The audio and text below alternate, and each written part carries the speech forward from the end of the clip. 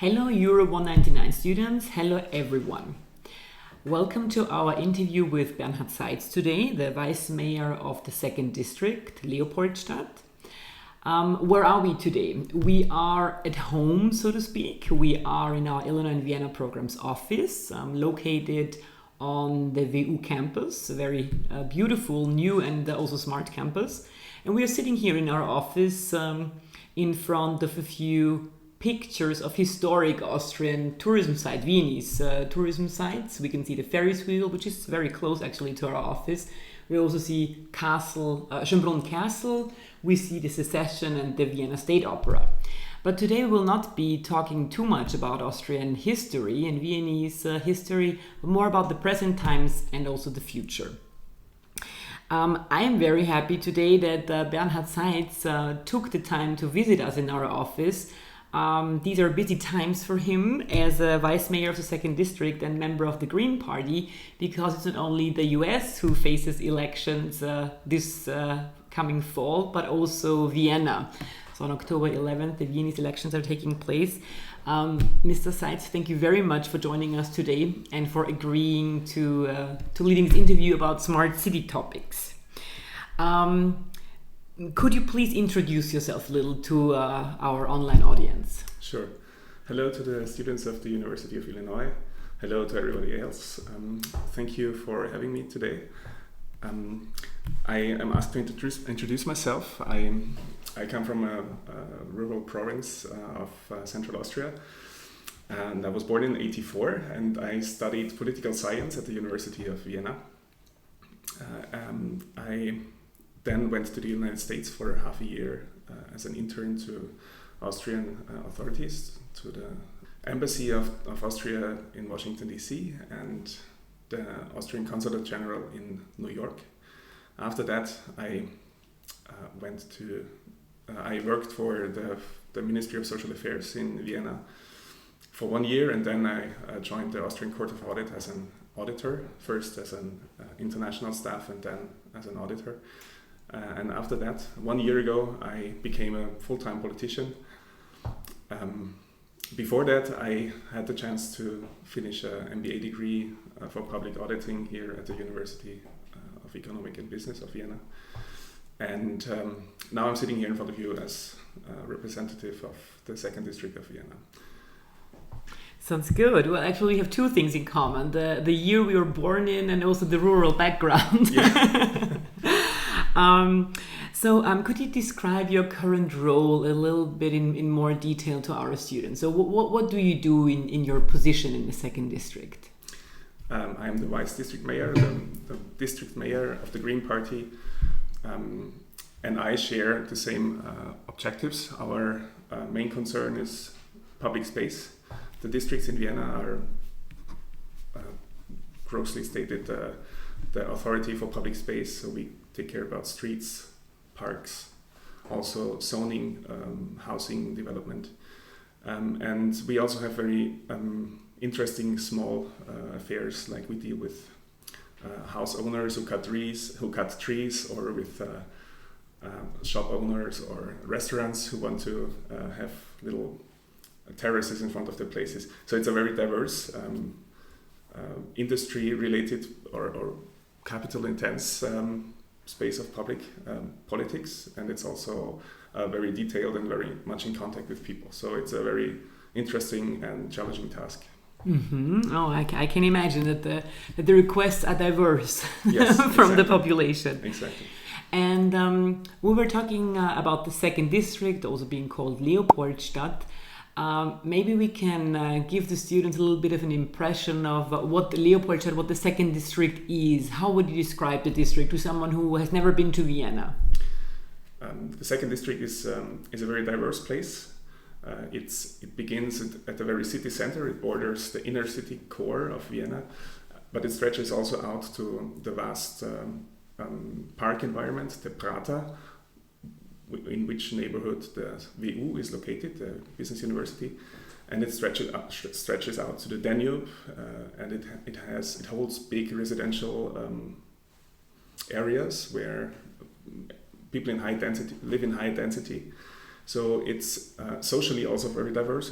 It's culturally very diverse, and it's very rich in that sense. It houses, or it's home to the Jewish community of Vienna. The main part of the Jewish community of Vienna live here in the second district, where they have been living before the Holocaust. So we also have a big historical component to our work as well. I would like to mention that as well. And yeah, the second district has everything. It has very expensive and very bobo areas, as we like to call it, but it has also socially and economically weak areas, so to speak, which doesn't mean that it's in any way unsafe or it's in any way exclusive. We try to balance this diversity a lot. What I also would like to mention is that about 1/3 of the population in voting age above 16 is not eligible to vote. So as Europe, as the European Union is a very open area, economically speaking, it still consists of national states that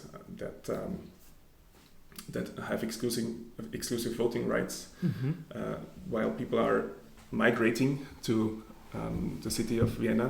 They cannot take part in political discussion through voting. So very diverse, but also very livable. We have a big park areas. We have very important development areas. We have one of the largest housing development area in Austria, or maybe even in Europe. The Nordbahnhof area, 20,000 flats or apartments are built there currently. So we have a lot of challenges to meet and a lot of possibilities to make politics. Mm-hmm. And maybe also interesting for our students is that the second district became a part of the second district became very hip, right? In the last 5 or 10 years, where many young people, also artists, people from the tech scene moved in, and also of course caused gentrification to some extent. So the challenges that you mentioned are also very, very visible.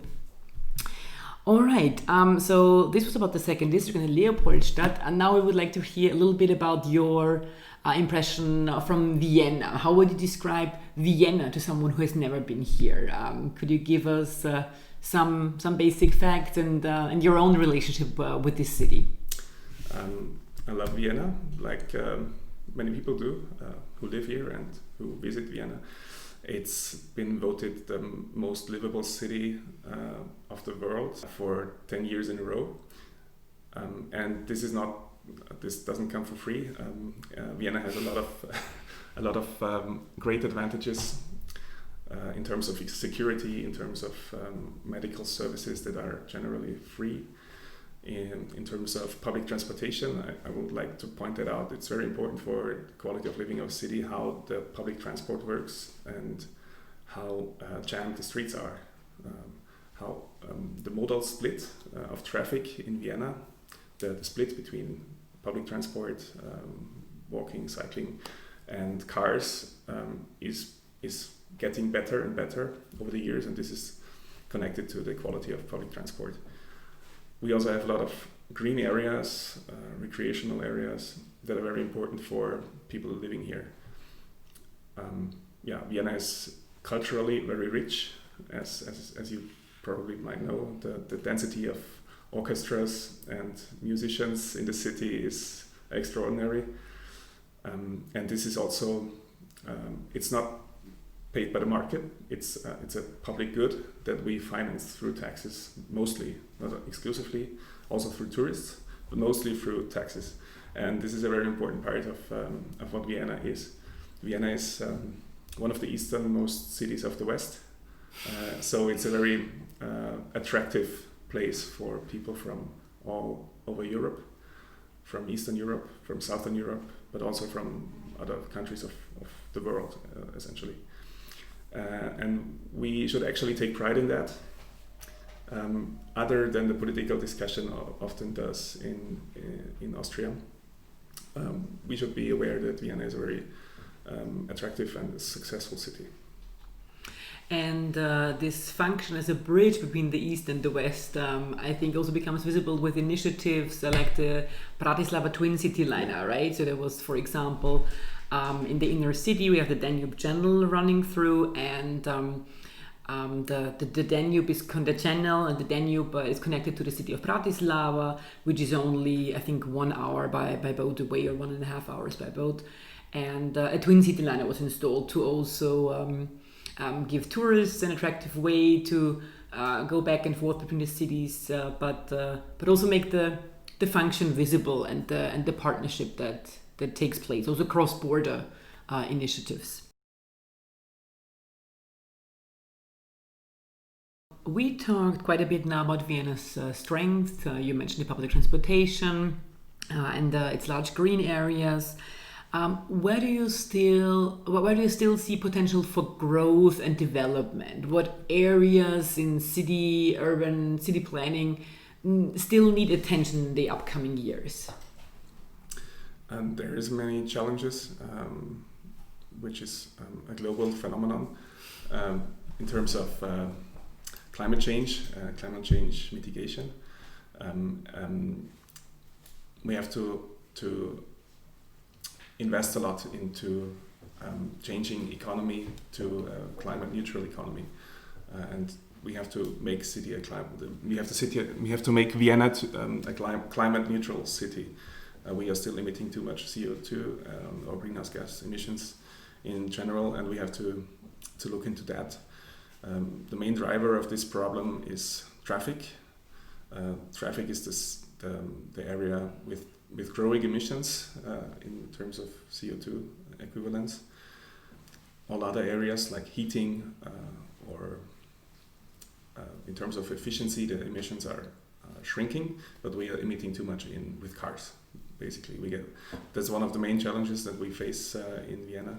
We also have the problem that many European cities have, growing rents, very expensive living, which has not been the case for many decades in Vienna because of social housing that we have not mentioned yet. But the housing market in Vienna, the living market in Vienna, so to speak, is getting hotter and hotter, and we have to cool that down as well. Another area is our green areas, especially for the district. It's important we have to take care about our trees that are vital for the future of the quality of living in our environment. Due to the climate change, trees are suffering. We have to switch the kinds of trees that we have because they cannot stand the hotter climate anymore. So this is a big challenge for our, especially for districts, but for all people that live here. So, and in whole Austria, right? I mean, the tree illnesses that evolved, and then the problem with certain kinds of bugs attacking certain types of trees. That was a big problem of large-scale agriculture all throughout Austria. That's closely related because it's all related to climate change and to biodiversity loss, and this is one challenge that we definitely have. Unemployment is also an important topic that we have in Vienna, which is also linked to digitalization, to outsourcing of production, and this is a problem that is a change that is going on for decades, and it will be further developing. So we need fundamental changes in economy and society. I think it's interesting that you mention the dimensions climate protection, climate change, and also economy and their relationships, because just today again in the news I saw that there is a big discussion now going on about heating plants for outside areas of restaurants. So in Vienna and also in Austria we have tourism and restaurants. This whole sphere of society suffering a lot from COVID-19, right? And there's a lot of pressure Of course, and lobbying going on for the restaurants and what will happen in winter now, in the winter months, in the upcoming month, when numbers are expected to rise again and people don't like to or should not sit in indoor areas. So there is this idea of, again, using heating plants a lot for outside areas, so that also when the temperatures go down, people can enjoy their drinks outside. To me, the idea of heating outside air always seemed,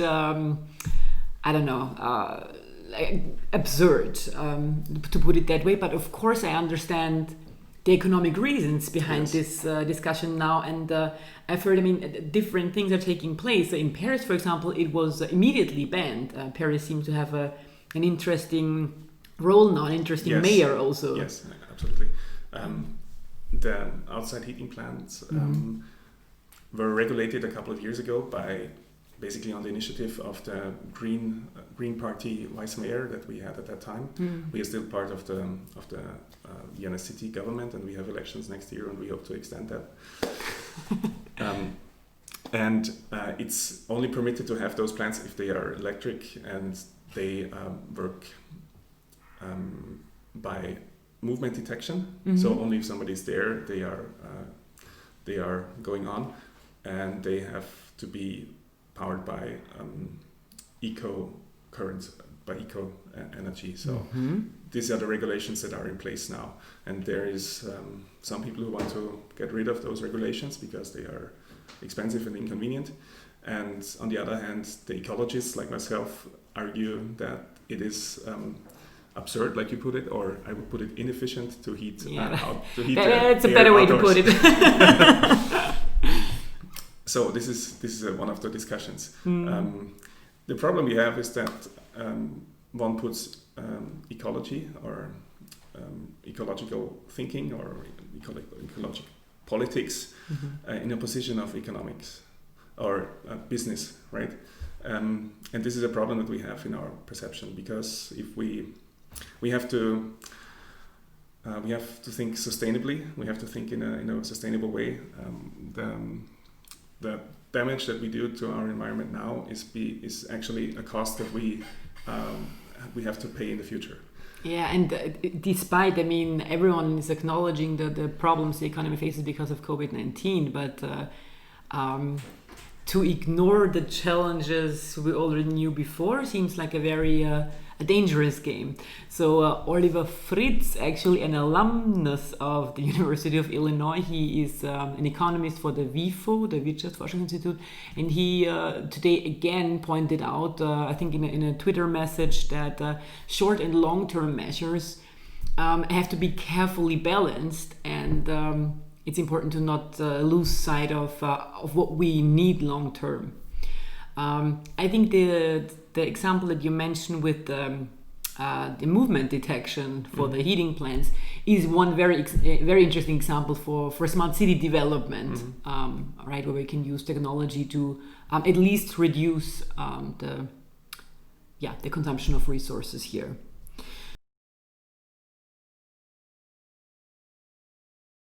All right. Well, let's stay a bit longer here in this topic. What does sustainable urban living mean for you? Sustainability is a very difficult term. I would like to answer with two other terms. The one is the carbon footprint. The question of sustainability is linked to how deep my carbon footprint is as a citizen or as a resident. And this is linked to my mobility, also to the way I move around when I'm on holiday, and also the way I heat my environment, also the way how I eat. So your whole lifestyle, right? My whole lifestyle. And then there is also a technical component to it. Construction, how are our buildings constructed? Are they ecologic in a way that they are built for long-term use, for generations? Maybe it can be used in an indefinite manner. Here in the city of Vienna, we have the richness of Gründerzeit buildings, which have been built in the 1870s, 80s. And from there on, and they are still in a good shape, and they can be kept forever, basically. So the energy balance of those buildings on one way is very good because they are built once and not being demolished. On the other hand, we need to insulate buildings for efficient use of energy. This is the energy that is used in construction is a very important driver of climate change, and in one way, living in a city, urban living is very efficient because it's dense.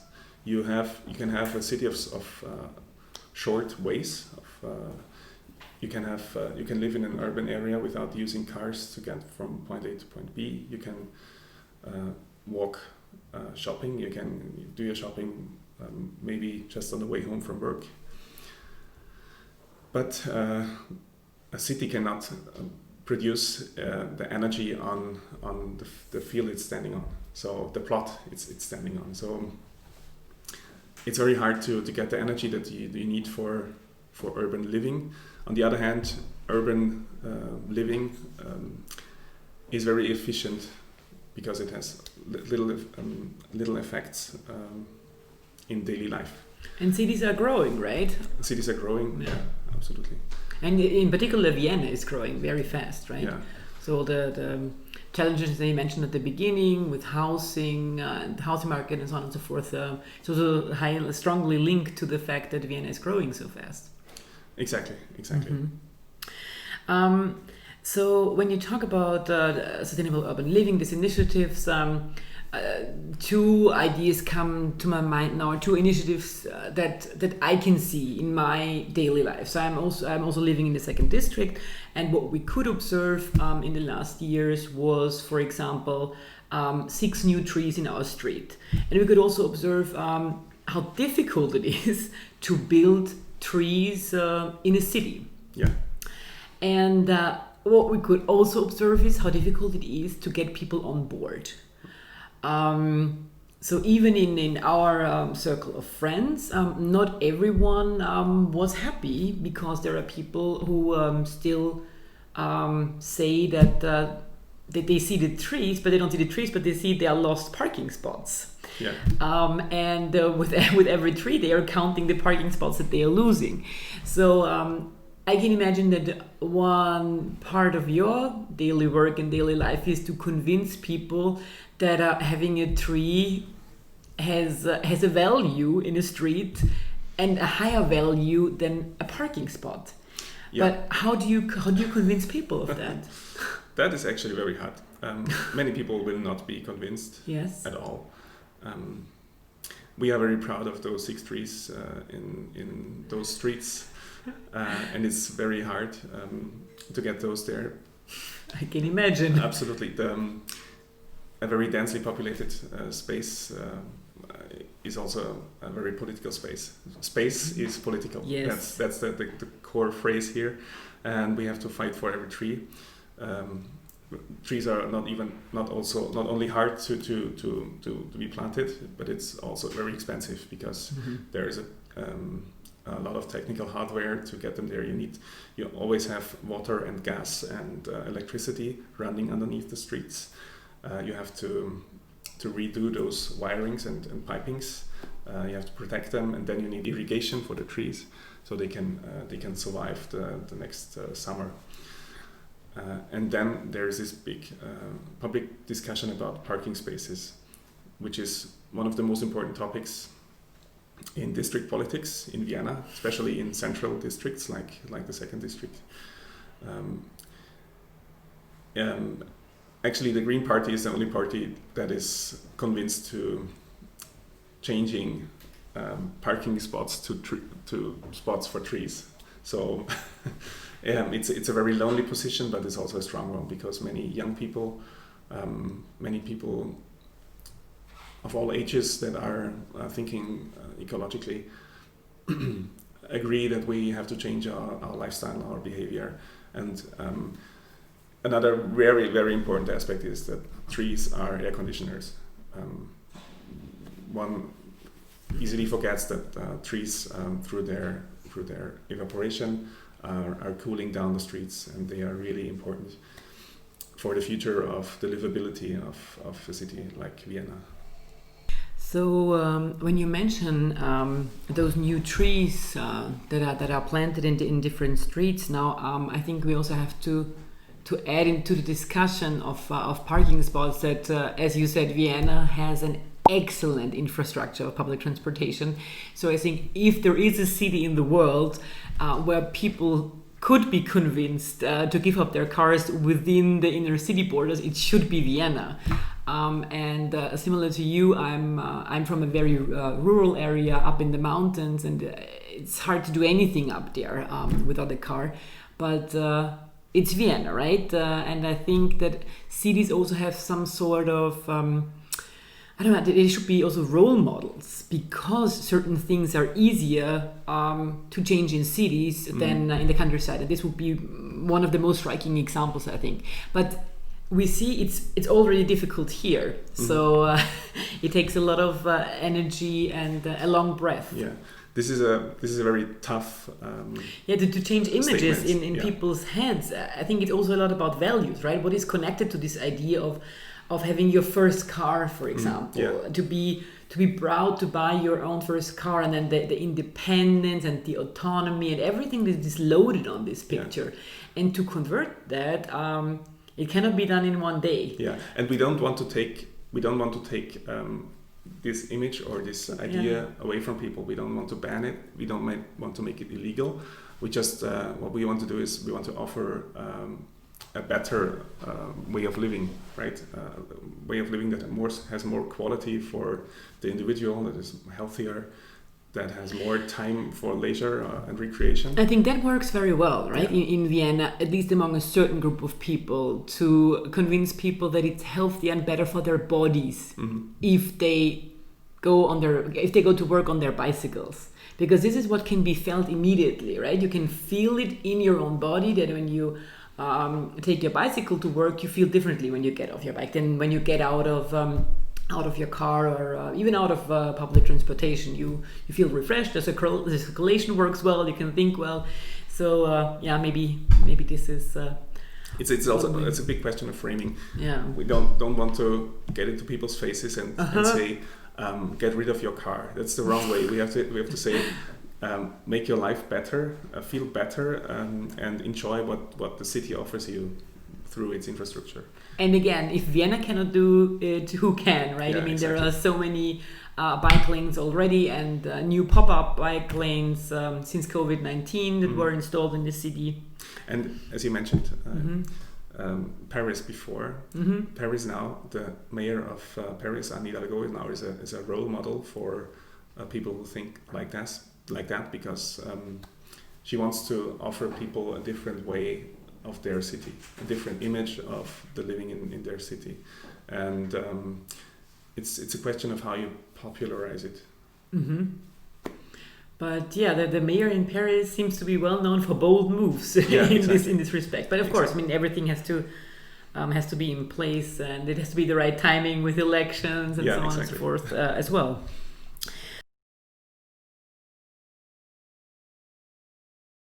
All right. When we talk about smart, sustainable ways of living, we also have to think about socially inclusive measures and getting everyone on board.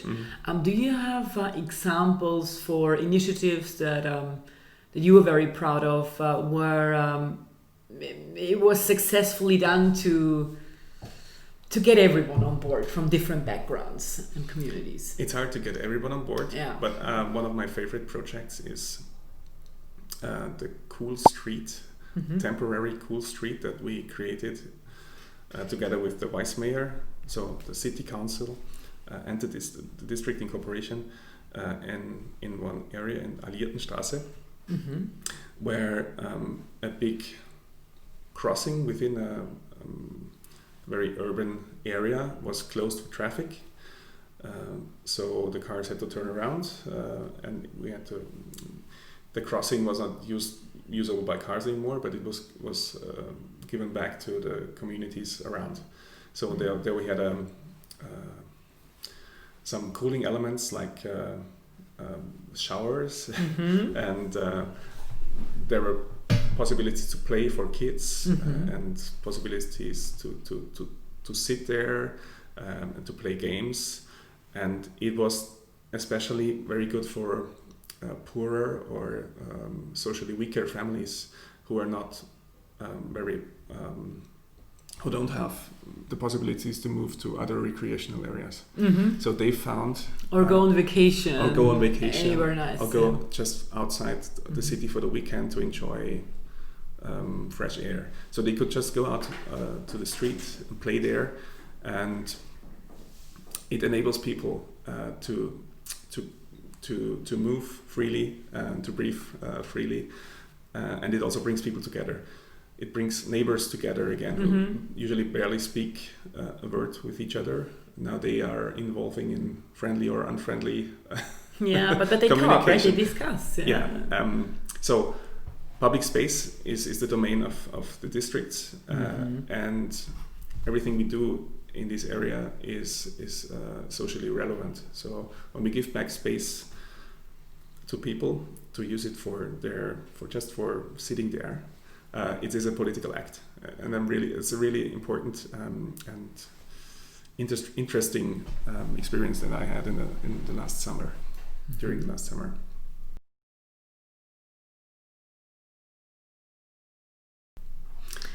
And so what is traditionally or culturally, what are the topics of the Green Party where it is easy to gain mainstream acknowledgement and people agreeing? So what are topics in Vienna and in Austria where even people who vote traditionally for other parties would approve of the Green Party's ideas? Many green ideas have become mainstream during the last decades, I would say. Like anti-nuclear power, for instance, is completely undisputed in Austria. It's common sense to be against nuclear power. Be proud of the electrical generation of power. Also separate our recycling is something that is very well accepted in Austria, which used to be a green position in the first place, or protection of the woods. That is historical. Today we are on the district level, we are talking about safety of education and safety of traffic safety for kids, for pupils, for students. And it's a way to talk about traffic and the change of traffic behavior. If you connect it to the fact that children are in danger in daily traffic, they cannot be alone on their way to school if traffic is too dangerous. So this is a way how we popularize green positions, so to speak. And it's very successful because everybody wants their kids be safe and be healthy. That's right. Yeah. And people from all different backgrounds also have kids and families and can connect to one another in this area. And what are the topics where it's very hard to get people on board in Vienna? We have the topic parking place already. The separation or the repartition of space for modes of transport is highly controversial. If we take away one lane that usually is used by cars and give it back to other modes of transport like bicycles, it's also a huge upheaval, or it's also always a huge success. You mean from the people? It's emotional topic. It's a very emotional topic, and it's politicized by many other parties. And as for the Green Party, it's very important to try to make safe infrastructure for all modes of transport, so people can switch to cycling, for instance, or to walking, get out of their cars and enjoy the environment, their city, with their own muscles. So that's a very hard way to. It's very hard to get people to accept these changes. Already coming to our last question today. What is your advice to our Illinois students out there who are interested in smart, sustainable city work? I think one should always keep in mind that city development in the 21st century must be ecological. Otherwise, it will not be smart. It will be rather dumb. I would recommend to go abroad, go to other places, come to Vienna, be our guest in Vienna, and see how systems getting smarter and how development is getting better. City development is enhancing in other parts of the world. Mutual learning is very important. Also, looking into other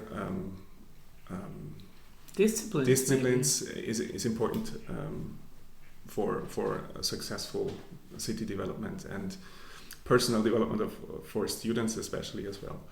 All right. And city development teams are very often interdisciplinary as well, right? So learning to communicate with people from different disciplines in a professional way seems like a smart idea.